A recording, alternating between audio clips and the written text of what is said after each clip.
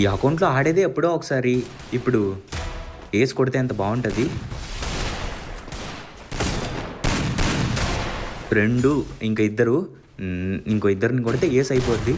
3 ఇంకొకడు. వదిలేయండి నేను కొడతాను అన్ని. మీరు కొట్టకండి. ఎక్కడున్నాడు ఆడు?